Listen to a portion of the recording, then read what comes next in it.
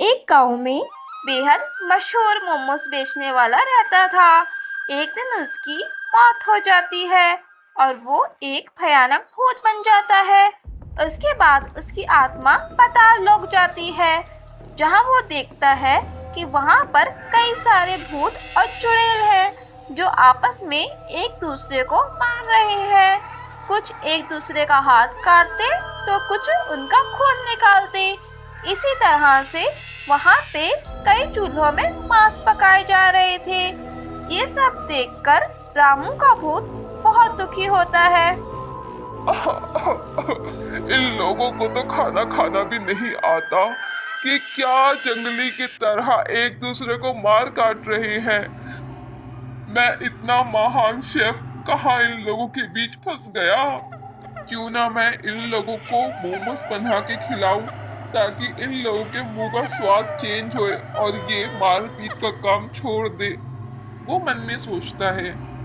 यहाँ तो आसपास भी कोई मोमोज नहीं बेचता और इन लोगों को देख के लगता भी नहीं है कि इन्होंने कभी मोमोज चखा होगा।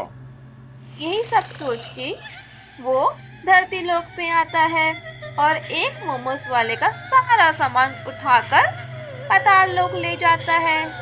अगले दिन वो पाताल में मोमोज का ठेला लगाता है और जोर जोर से चिल्लाने लगता है।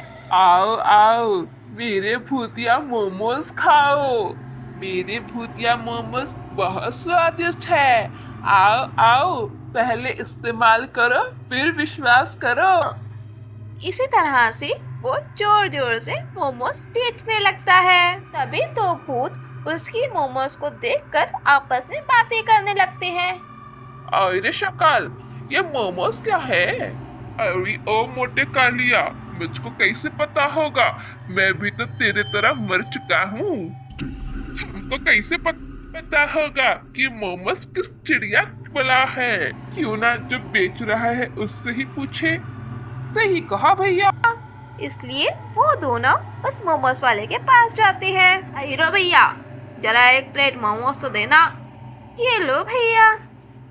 तभी वो दोनों भूत मोमोज खाते हैं और मोमोज का स्वाद उनके मुंह पे आते ही उनके मुंह से निकलता है, अरे वाह, तूने तो कमाल कर दिया। क्या मोमोज बनाए हैं भैया, जल्दी जल्दी और दे। वो दोनों भूत भर पेट मोमोज खाते हैं और उसके बाद भूतिया दुनिया में सिर्फ मोमोज की ही चर्चा होने लगती है। रामू का धंधा भी बहुत अच्छा चलने लगता है।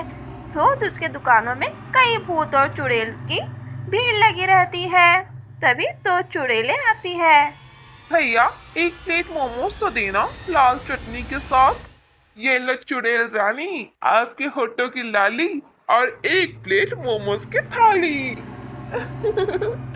आप भी ना बहुत मजाकिया है। जरा मेयोनीज तो देना। इस तरह से भूतिया मोमोज की चर्चा पूरे भूतिया और चुड़ैल नगर में फैल जाती है। सभी भूत और चुड़ैल मांस खून सब छोड़कर इंसानी खाना खाना शुरू कर देती हैं। एक गांव में रामू नाम का आदमी रहता था। वह बहुत ही ईमानदार था और दिन रात खेतों में काम करता था। लेकिन एक बाढ़ आने से उसकी सारी फसलें बर्बाद हो जाती है। तभी उसका दोस्त उसे मिलता है। क्या कर रहे हो रामू भाई?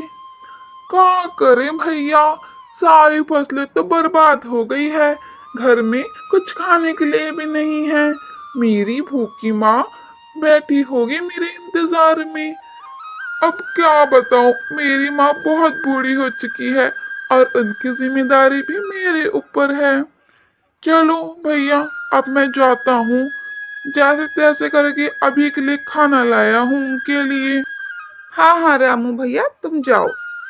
इतना कह के रामू वहां से चला जाता है और उन दोनों की बातें एक चुड़ैल सुन लेती है। तभी चुड़ैल रामू का पीछा करती है और सुनसान जगह में उसे रोकती है। रामू, रामू सुनो, रुको रामू। अरे भैया, मैं तो मर गया रे। चुड़ैल जी, आप यहाँ क्या कर रही हो? मुझे ना बहुत भूख लगी है, मैं तुम्हें खा लूं? हम चुड़ैल जी, वो मैं मना नहीं करता, लेकिन घर में मेरी माँ है और उनकी देखभाल भी मुझे करनी है। आप एक काम करो ना, आप ये खाना ले लो और ये खाना खा लो। वैसे तो ये हमारा एक गांव खाना में था, लेकिन रामू नाम अब का आप खा आदमी लो। रहता था। वो बहुत ठीक ही है। ईमानदार था। चुड़ैल और दिन रामू रात का खेतों खाना में खा काम लेती करता है था और लेकिन रामू को एक जाने बार देती आने है। के